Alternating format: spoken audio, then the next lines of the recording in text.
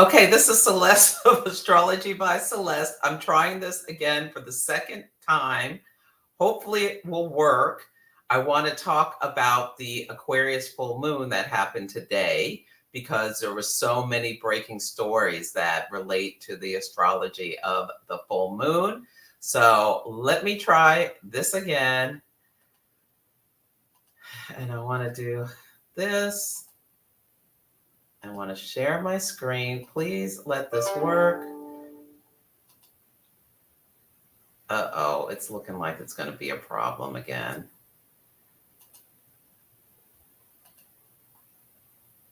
Why is it bringing up a second screen over here? This is so weird. Stop screen. Let me try it like this. This is so weird. I've never had a problem with this before. And it's okay, anyway, I'm going to try to record this where I can't see myself. I think this will work if I do it just like this from the recording I just looked at. So anyway, apologies for this, having to start over. Anyway, we had a full moon in Aquarius this morning. And if you listen to the Celestial Insights podcast, I talked about how this week I thought there was going to be some really, really intense and kind of nasty things going on related to this full moon, where we had the sun at 9 Leo and the moon at 9 Aquarius. And the thing that just really, really, really stood out for me during this full moon was Mercury opposite Saturn. Mercury very strong in Virgo, opposite Saturn in Pisces. And Saturn's a malefic that takes away. Mercury opposite Saturn can be getting like cold, hard news. I thought this was going to be the UPS strike when I first looked at it a few weeks ago. That did not happen, but as a result of the strike, the threat of the strike, we found out yesterday that Yellow Freight, the shipping company Yellow, was going out of business. They're one of the 3 largest shipping companies, and they laid off 30,000 people. Found out yesterday they were losing their jobs. So that's the kind of cold, hard news I was expecting with this Mercury, very strong in Virgo. Mercury in Virgo counts. Mercury rules transportation, commerce, and communication. Virgo is a sign of, accountability, and Mercury is at home in this sign. It's very strong, and shadow energies can be like really critical and just like stating the facts. It brings order to chaos. It's a beautiful energy, but opposite Saturn is like, And the other thing, although Mars is in a trine with Jupiter, which can be, trines are smooth, easy flow of energy. Again, Mars is the other malefic, and having both of these malefics active at the full moon made me think, and to the degree partile aspects. So Mars trine Jupiter, using this Mars in Virgo, an earth sign trine Jupiter and Taurus. An earth sign could be used well as like really taking actions to grow and manifest and things like that. But I just felt like this was not going to be this was going to be a very difficult full moon for some people. Anyway, we are also in a time where Venus is retrograde. And when a planet is retrograde, the topics that it rules can get a little wonky. So Venus rules love, beauty, women, money, things like that. And in the sign of Leo, Leo is a fire sign. Celebrities and royalty are very associated with the sign of Leo. Also, children is associated with the sign of Leo. Yeah, and so the sun is in this sign, the moon in Aquarius, the sign of the collective. that, large groups of people, friends, communities, groups, these are Aquarian topics. The idea about all people being equal on the same level with Aquarius, and versus like the sun being in Leo, talking about, people who are raised up like royalty or celebrities or things like that. The shining star versus the audience. Yeah, so the Celestial Insights podcast is available wherever you listen. If you're new to me, I'm an Astrology by Celeste. I'm an astrologer, coach, and intuitive, and a podcaster. Yes, so let me first talk about Lizzo's chart. So Lizzo, here is Lizzo, and her birth chart is given a C rating. Let me make sure that's right. Lizzo natal chart. That it's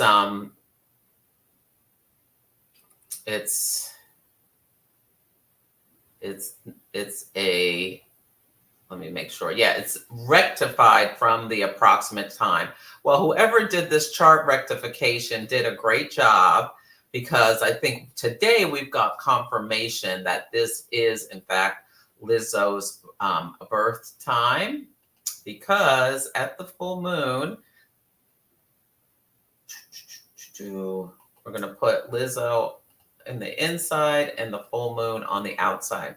Oh, I really don't like not being able to see the way I like to see with this. Okay, so when you don't know the exact birth time, the big problem is that you don't know the houses, and the houses are where the action takes place and the rubber meets the road. Now, Mars is one of the best timers for things happening.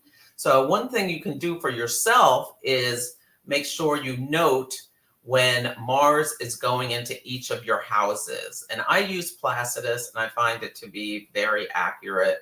And so I'm using Placidus for Lizzo. So when Mars goes into your first house, you would expect to have something of the nature of Mars.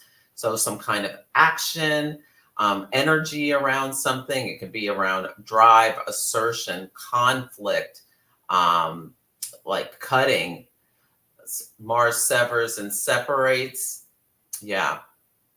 And so you would expect Mars, like a little problem happening, when the first house would be around the self, second house, potentially money, finances, third house, the siblings or communication, and You can do it. And it's like, should be to the day if you have the right, within a day, the right birth time. So today, the day of the full moon, we found out that 3 of Lizzo's dancers are suing her for inappropriate behavior in terms of creating a hostile work environment. And they have alleged that she forced people into doing really inappropriate sexual things. And like one of the things was taking the dancers to some kind of sex club or strip club in the red light district of Amsterdam, and forcing people and there were a couple places, maybe Berlin too. I don't know. Anyway, it was really, really nasty, like forcing people to touch the dancers and doing things with sex toys, as well as eating food from the dancers. Like really, hopefully no children are watching this.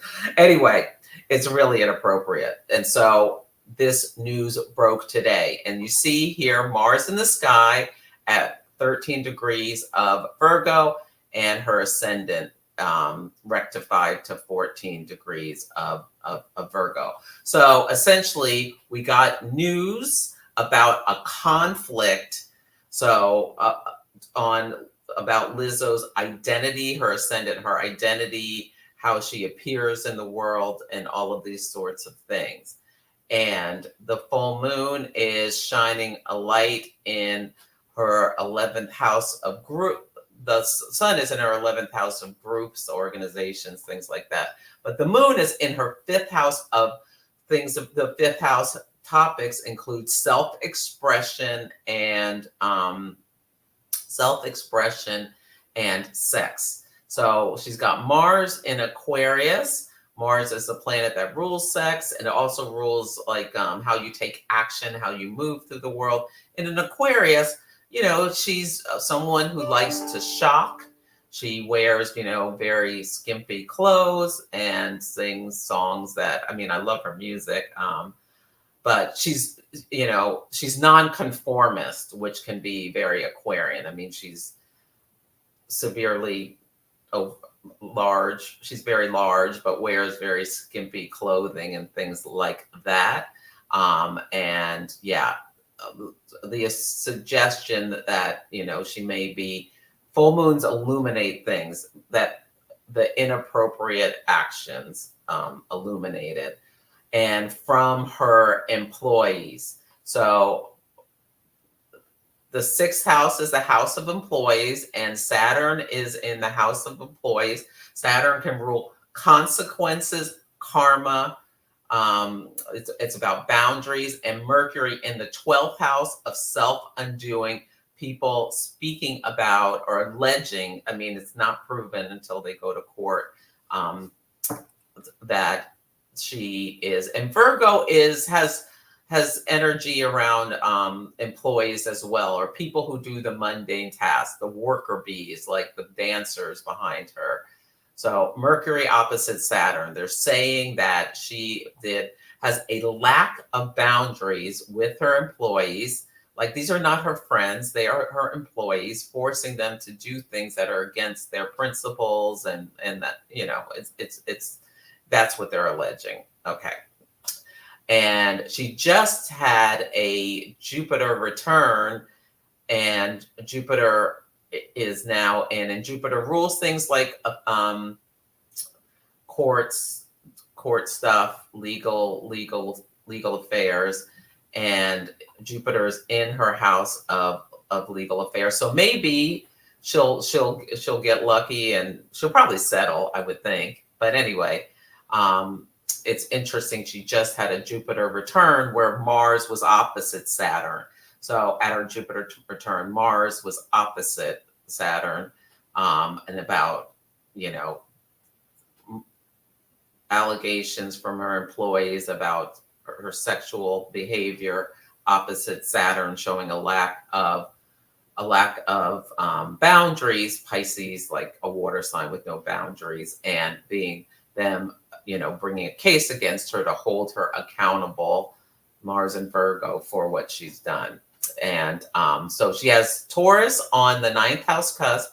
Venus is retrograde, and Venus is retrograde in her 12th house of secrets, self-undoing, are topics that the 12th house governs over.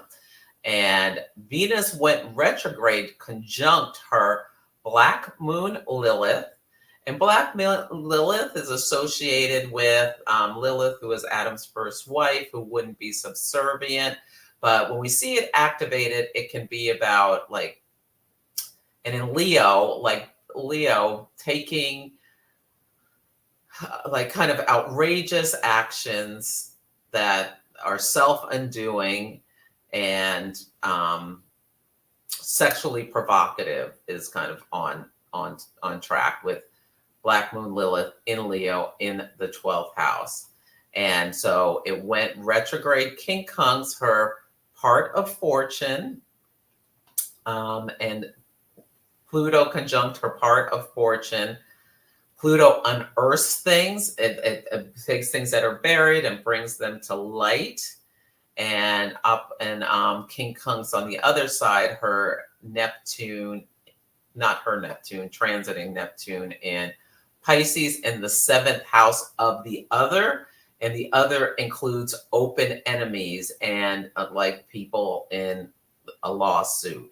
You'll often see like a malefic going through the 7th when people are engaged in lawsuits. So Venus went retrograde in this yod. So this yod is like you've been pointed at. So her Black Moon Lilith in Leo has been pointed at, and these people are alleging that she has, done things that are inappropriate. Now, Jupiter and I wonder if she'll settle around the time Jupiter and Uranus meet next year. We'll see what happens. But the timing is on point based on her natal chart for this news to break today. And we can see it multiple ways in her chart. You can see, and yeah, again, let me do a progress chart and then the full moon. Here's the full moon. Okay. So one thing that really jumped out at me about this is that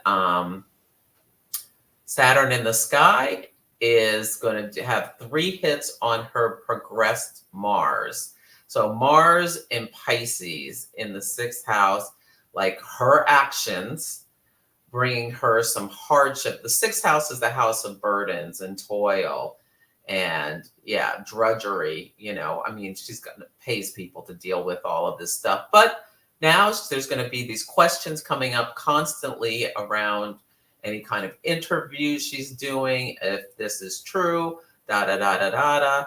Yeah, her progressed moon in Capricorn in the sign of the moon's detriment.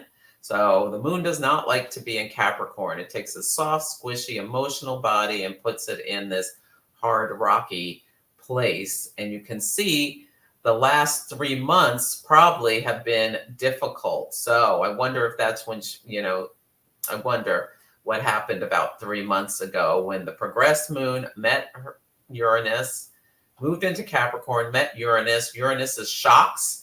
Uranus is surprises. Uranus is sudden events. Like that might have not have been so bad, but you see how Saturn's on Uranus. So you can think about how maybe that's when they first started talking to her lawyers about whatever happened, or maybe that's when they were fired. I don't know all the details about the case, but her progressed Saturn is on her natal Uranus.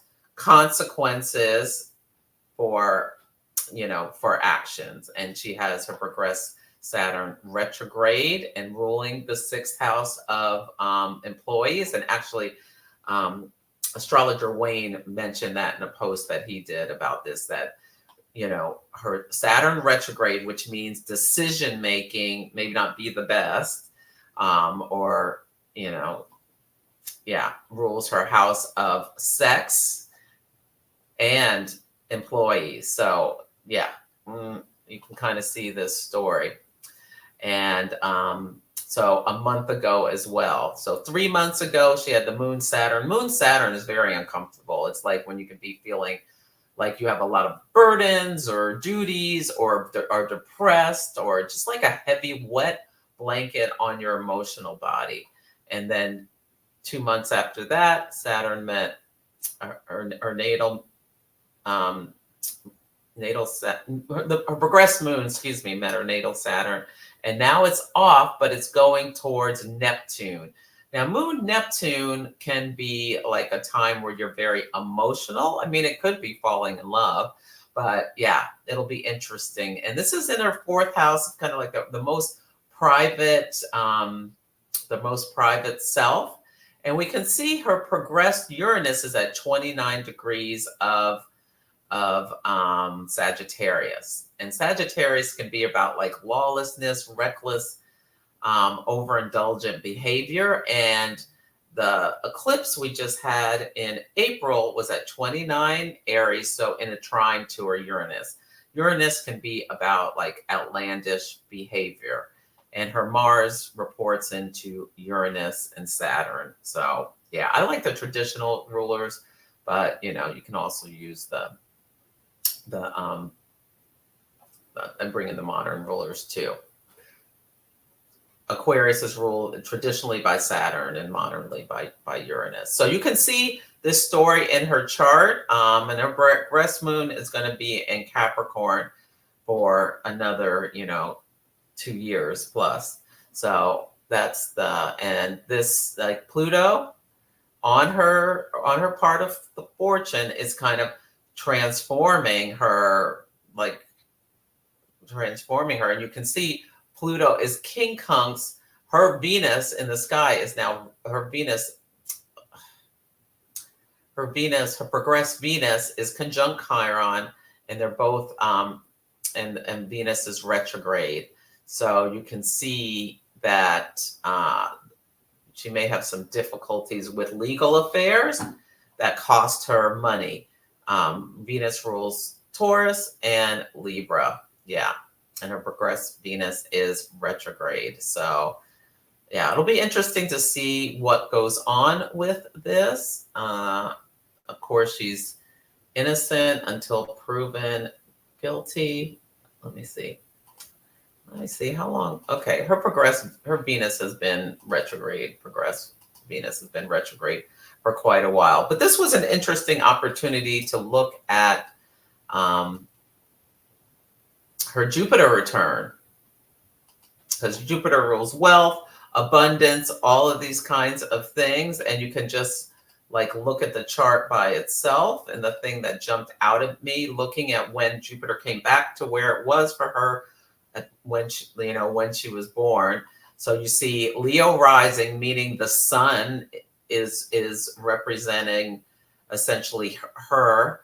And the sun is in Cancer in the 12th house of self-undoing, stuff going on behind the scenes. And Jupiter is angular, so very public, and ruling the 9th house of legal affairs. And the 5th house, it's intercepted. Sagittarius is intercepted in the 5th house of sex. And you can see Neptune here, which again, lack of boundaries, and Mars approaching an opposition to Saturn in 4 degrees from that. Yeah, actually, 4 degrees. And you can see anything else I want to say about that. Venus was direct at the time, but right about to station. Yeah. Okay. I think that gives you the picture of that. Let me see if there are any questions. Let me try to stop sharing for a second. And let's see.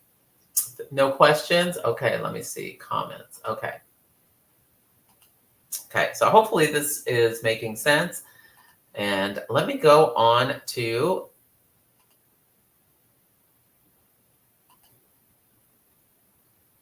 Donald Trump. Share entire screen. I don't know why this is looking like that. It's really annoying. Well, that's Mercury opposite Saturn. Before we go to Donald Trump, I also wanted to talk about another news story I saw. So looking in the news, there are so many stories about Mercury opposite Saturn. So Mercury rules dogs, and this dog likely exposed to fentanyl in San Francisco was treated with Narcan successfully. So if we go back to the full moon chart, Mercury and Mars both rule dogs. So this poor little doggy got into some fentanyl, probably licked it off the street. I worry about little Debo, this happening to him, because he's constantly got his nose to the ground. And I live in a city where, anyway, so Mercury, this dog, had some hardship. Saturn from Pisces drugs, fentanyl. So oppositions come in from other people outside of ourselves. That's another reason I knew a lot of people would be, the cold slap of reality would be hitting them, because it's an opposition, that Mercury opposite Saturn. And Mars also rules dogs, Mars and Virgo. And Virgo's a sign of health problems. So Mars, but it's trying Jupiter. So boom, the dog got lucky. The dog is fine. So that's another story. Notice if you've seen any people say something inappropriate the last couple of days, like Saturn and Pisces, that show a lack of boundaries, that are like, hold up. Yeah. Notice that too. I've noticed that. Um, or you may have heard no about something. Yeah. So Donald Trump, this is interesting. His chart is just fascinating. So we had the new moon 2 weeks ago was at 24 Cancer. So yeah, knowing that, and it was opposite Pluto, and uh, knowing the USA's Mercury is at 24 Cancer, so it was on the USA's Mercury. So this is another reason, like the shipping company stuff was in focus, because Mercury rules transportation. But anyway, knowing that there would be big news for Donald Trump that related to Venus, his midheaven, so his career, his status, his reputation out in the world, and Saturn about, his work, employees, things like that, hardship, burdens, toil, and the other open enemies kind of thing. And also, the third house could be involving siblings or his communication. Anyway, today he's been indicted, like so many cases going on, but today was the day that the January 6th stuff, he finally was indicted by a jury in DC about interfering with the process and trying to disenfranchise voters. And yeah, it was just today. So let's look at the full moon. Well, the thing about Trump, I'm just going to pull up that I found so interesting. So let's move it up. I think it was 11:31. What time was the full moon today? It was hours ago. It was 11:30 here in California. Let's bring it on back. It was around this time. Okay. It was at 9 degrees. Let's just put it here. Okay. That's close enough. So one thing that's really interesting, and he has like just such a fascinating chart. I really recommend, for astrologers to, look at it and see how it's so interesting about, he just really lives his chart so clearly. And yeah. So anyway, Venus station retrograde at 28 degrees and his ascendant is 29 degrees of Leo. So knowing that there would be stories, knowing with a lot of other things about him and Venus topics. So like the party, inviting everyone down to January 6th, the people who were his co-collaborators or co-conspirators. There were 6 other co-conspirators mentioned in this brief. I haven't read it. But anyway, this full moon, the moon is in his 6th house of toil, burdens, employees, things like that. And the sun is on his Pluto in the 12th. So again, this 12th house is self-undoing and like Pluto rules power and domination and all of that kind of stuff, trying to hold on to power for the presidency. And the sun is also on his progressed midheaven. So again, we see the job and the job performance. Uranus is at his midheaven. So Uranus, like shocking events, sudden things. And Uranus is really hanging out. He's getting, 3 coats of paint on his midheaven. And the last solar eclipse was in an exact trine to his ascendant. So and his Mars. So the actions that he did are, coming back to haunt him. Now, one thing that is interesting, really interesting about this as well, is that Mercury is on his progressed sun in Virgo and opposite Saturn in the 7th house. And so like an indictment is, the legal papers that have been served for him. I know Ann Ortley, she's brilliant. One of my mentors said that today would be the day, and she was absolutely right. And also going on behind the scenes, which I should have said at the beginning, is that Pluto is squaring the nodes. So the nodes are karmic. So people who have abused their power are being held to account karmically for what they have done. So you can think about, think about that. Notice stories about people being held into account for what they have done. Yeah. And his progressed moon here is in 23 degrees of Libra, squaring his Saturn. So emotionally, he's probably having a difficult time with dealing with this. And the third house is a house of the mind. Progressed moon square Saturn can be like a lot of burdens, responsibilities, duties, hardships weighing on you. So you can see both him and Lizzo are having like this moon Saturn and hard aspect, impacting them. And Saturn's got 3 hits opposite his progressed sun.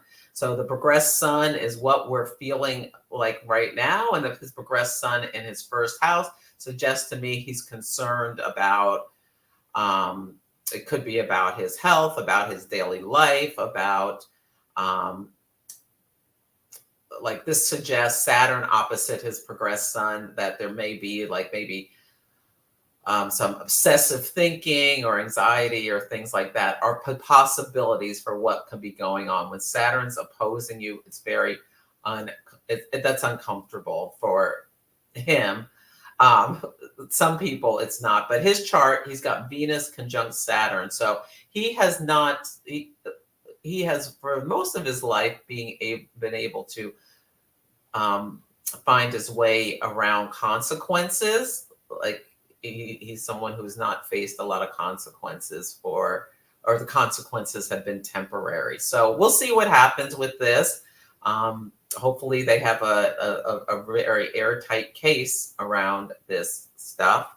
And we still haven't gotten the Georgia indictments about, demanding 11,000 votes. So we'll see what else goes on with him. The other thing I wanted to bring up, let me see if there are any